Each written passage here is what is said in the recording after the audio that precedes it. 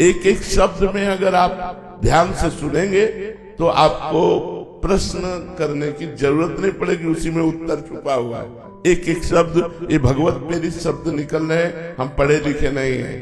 ये भगवत प्रेरित शब्द है जो आप सुन रहे हैं, ये भगवान के द्वारा प्रेरित है। अगर आप इन्हें श्रद्धा और विश्वास करके मान लें तो आपका परम कल्याण हो जाएगा। महाराज जी, एक साधक मिले थे तो वो कह रहे थे कि जैसे आश्रय और कृपा की बात सुनते हैं तो एक प्रमाद सा आ जाता है कि कृपा तो करा ही लेगी, भजन भी करा लेगी। कैसे कैसे करा लेगी? हम कृपा की बात करते हैं तो प्रमाद नहीं होगा, जी जान से भजन में रुचि होगी। वो गलत निगेटिव विचार वाला है। जब हम कृपा की बात करते हैं तो हमारा हृदय भगवान की तरफ खींचता है। प्रमाद की तरफ खींचता है या भगवान की तरफ खींचता है? भगवान की तरफ खींचता है, प्रमाद की तरफ नहीं खींचता। आप हमारे शब्दों को ध्यान से सुने। कृपा से संत संग, और संत संग से सतमार्ग, और सतमार्ग में स्थित होकर कृपा में डूब जाना। यही वर्णन किया ना पीछे। एक एक शब्द में अगर आप ध्यान से सुनेंगे तो आपको प्रश्न करने की जरूरत नहीं पड़ेगी, उसी में उत्तर छुपा हुआ है। एक एक शब्द ये भगवत प्रेरित शब्द निकल रहे हैं, हम पढ़े लिखे नहीं हैं। ये भगवत प्रेरित शब्द है जो आप सुन रहे हैं, ये भगवान के द्वारा प्रेरित है। अगर आप इन्हें श्रद्धा और विश्वास करके मान लें तो आपका परम कल्याण हो जाएगा। मेजर संजीत पांडे जी, दिल्ली से। राधे राधे महाराज जी। महाराज जी, मन में हमेशा एक युद्ध सा चलता रहता है कि एक मन करता है कि जीवन में बस उतना ही हो जितना है, उतने से संतोष कर लिया जाए और बचा हुआ जीवन परमात्मा को समर्पित कर दूं। दूसरा मन बोलता है कि अगर राधा रानी ने बुद्धि विवेक दिया है तो क्यों ना उसका उपयोग करके अपनी मेहनत से जीवन उच्च पद को प्राप्त करूं। महाराज जी, ऐसे में नहीं, कौन सा उच्च पद? कौन सा उच्च पद? यहाँ जितने उच्च पद है, मृत्यु के बाद उनकी क्या लायकात है? आज के टाइम में महाराज जी, जैसे आप देखेंगे रोड लाइट पे कहीं भी जाते हैं, छोटे छोटे बच्चे, बहुत सारे गरीब लोग जो एक्चुअली जरूरतमंद है जी, तो और सबको धन की जरूरत है जी, धन से उनकी मदद की जा सकती जी। है। तो कुछ ऐसा अपने बुद्धि विवेक और परमार्थ अपने मेहनत के दम पे जी आगे धन अर्जन करके आप धन देकर किसी को सुखी कर सकते हैं?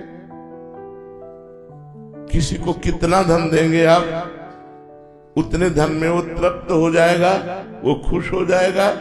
कदापि नहीं, क्योंकि धन तृष्णा पैदा करता है और तृष्णा डाइन कभी किसी को चैन नहीं लेने देती। ए भाई, जब तक रिटायर नहीं होते तब तक राष्ट्र की सेवा करो, और जब रिटायर हो जाओ तो भगवान का नाम जप करते हुए जो भी तुम्हारे पास बुद्धि है, विवेक है, तन है, वो समाज सेवा में लगाओ। नए नए लड़कों को व्यसन रहित, व्यभिचार रहित बनाकर उनको भारतीय सेना लायक तैयार करो। ऐसे करो। संसार के दुख को मिटाने के लिए भगवान भी अवतरित हुए और बड़े बड़े संत महात्मा भी आए, लेकिन नहीं मिटा। उन्हीं का मिटा जिन्होंने उनकी बात मान ली। सबका दुख नहीं मिटा सकते, सबको कर्मों का भोग भोगना पड़ेगा। आप मान ले, आपका दुख मिट जाएगा। आपकी सद्भावना को हम नमस्कार करते हैं, लेकिन धन से किसी को तृप्त नहीं किया जा सकता। चंद रुपए देकर हम किसी के दुख नहीं मिटा सकते। अगर दुख मिटाना है तो उसको ज्ञान चाहिए, उसको संतोष चाहिए, उसको विद्या चाहिए। अगर हमको आध्यात्मिक विद्या मिल जाए तो देखो, फटी लगोटी पहने हुए भी महात्मा बादशाह का बादशाह है। देखो संतों को, कोई उघार है, कोई ऐसे, बड़ी प्रसन्नता है। धन या भोगों से किसी को सुखी नहीं किया जा सकता, उसको विवेक दे के सुखी किया जा सकता है, उसको ज्ञान दे के सुखी किया जा सकता है, उसको परमात्मा में लगा के सुखी किया जा सकता है। और यहाँ का कोई भी पद टिकाऊ नहीं है।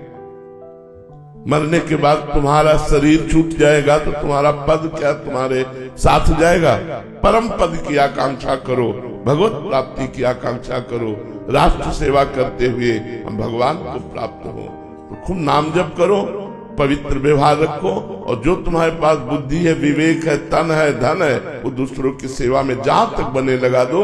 लेकिन बिना विवेक के कोई सुखी नहीं हो सकता। धन से तो कोई सुखी हो ही नहीं सकता, ये तो पक्की बात है। 1 लाख दोगे तो 2 लाख की आवश्यकता खड़ी नजर आएगी, पक्का समझ लीजिए। आप कभी उसको पूर्ण नहीं कर सकते। पूर्ण तो संतोष से होगा, संतोष विवेक से होता है, विवेक सत्संग से होता है, सत्संग भगवान की कृपा से जो आपको मिल चुका है। आप सत्संग के द्वारा प्राप्त ज्ञान से अपना कल्याण कीजिए और दूसरों का मंगल कीजिए। नेहा यादव जी गुरुग्राम से, राधे राधे महाराज जी। महाराज जी, हमारी आगे क्या गति होगी? पुनः जन्म होगा या भगवत प्राप्ति होगी? ये हमारे जीवन के केवल अंतिम क्षणों की स्थिति पर ही निर्भर करता है, पूरे जीवन का सार भी नहीं, अंतिम समय पर निर्भर करता है। जैसे पूरा जीवन भरत जी भगवान ऋषभ देव जी के पुत्र हैं, तो पवित्र धर्म में आचरण किए, फिर धर्म में राज्य का पालन करके उसका त्याग किया, राज्य का, और गंडकी नदी के किनारे जाके खूब डट के भजन किया। एक हिरन के बच्चे पर दया गई, उसे पाल लिया, और पूरी आसक्ति हिरन के बच्चे में हो गई, तो मरते समय हिरन का चिंतन हुआ, तो अगला जन्म उनका हिरन का हुआ। तो खास बात है अंतिम निर्णय। आपका अंतिम समय क्या स्मरण होता है? अगर अंतिम समय स्मरण भगवान का हुआ तो इसी जन्म में मुक्त हो गए, और अगर संसार का हुआ भजन करते रहे हो तो भजन तुम्हें धनी मानी सम्माननीय और लोकप्रिय और भक्त परिवार में जन्म देगा, और फिर भजन करने की प्रेरणा होगी, और फिर भजन होगा, और जब भजन तुम्हारा अंतिम समय भजन ही रहेगा तो आप मोक्ष को प्राप्त हो जाएंगे, आपका कल्याण हो जाएगा। गीता जी लुधियाना से, राधे राधे महाराज जी। महाराज जी, जब श्री कृष्ण भगवान के सोचने मात्र से सारे दुष्टों का संहार हो सकता था, तो उन्होंने अवतार ग्रहण करके हमारे लिए अवतार लिया। हम उनको कैसे गाते, हम उनकी लीला कैसे गाते, हम उनको कैसे जानते हो कितने सुंदर हैं, कैसे जानते हो कितने भक्त भयारी हैं। अगर वो माखन चुरा के खाते हैं तो अपने भक्तों के लिए आग भी खा जाते हैं। मुंजा टवी में आग लगी तो सबसे कहा आंख मूंद लो, और आग को पी गए। अगर वो हमको विविध प्रकार के सुख देने के लिए अवतरित ना होते तो हम उनका लीला चरित्र कहाँ से गाते, हम उनकी लीला भूमि में कहाँ से वास करते। ये वृंदावन उनकी लीला भूमि है। भगवान विनाश के लिए अवतरित नहीं हुए थे, भगवान प्रेमियों के लिए अवतरित हुए थे।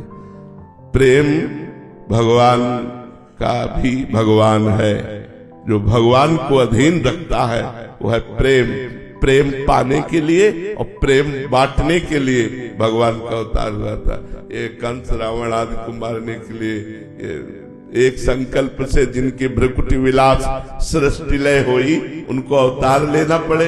अवतार हम प्रेमियों के लिए लिए थे, हम उनके चरित्रों को गा गा करके जी रहे हैं। तव कथामृतम तत्त जीवनम।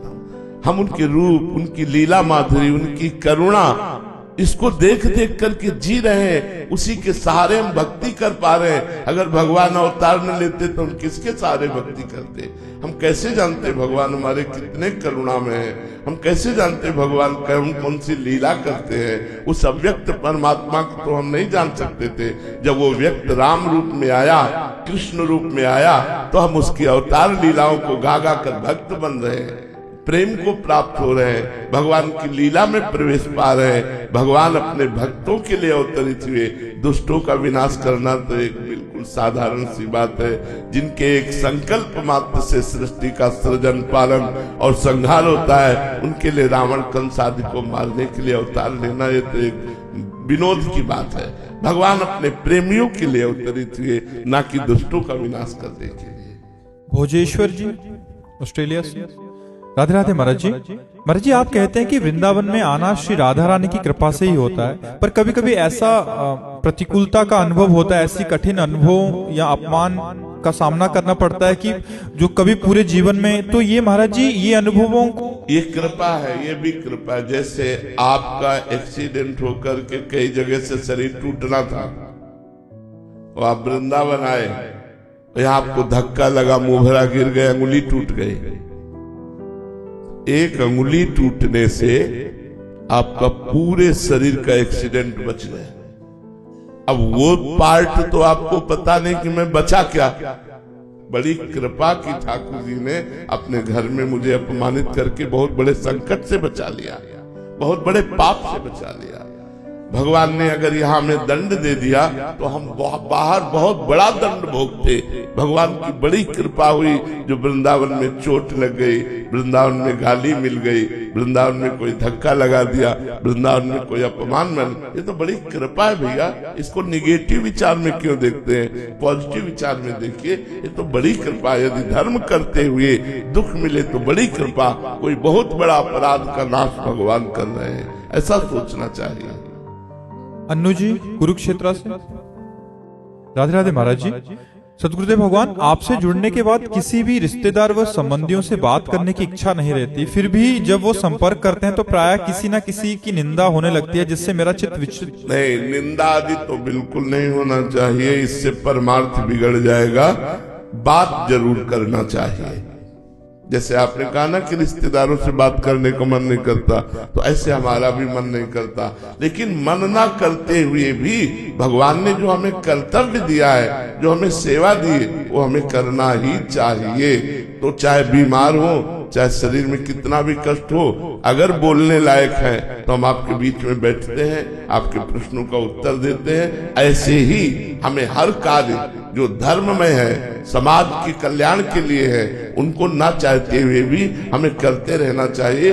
क्योंकि जैसे जैसे भक्ति बढ़ेगी वैसे वैसे मन में असत भोगों के प्रति, असत संबंधों के प्रति निरुत्साहित हो जाएगा, कोई उत्साह नहीं रह जाएगा। भगवान के प्रति जो ममता और आसक्ति पैदा होती है, वो भोगों की, गलत भोगों की, गलत संबंधों की, सब आसक्ति का नाश हो जाता है। ये सब झूठे संबंध है, ना कोई हमारा पिछले जन्म में था, ना कोई आगे जन्म में होगा। तो इस जन्म में कौन है? 50, 60, 70 वर्ष की आयु में पूरा नाटक करके और फिर मर गए, फिर कोई नहीं।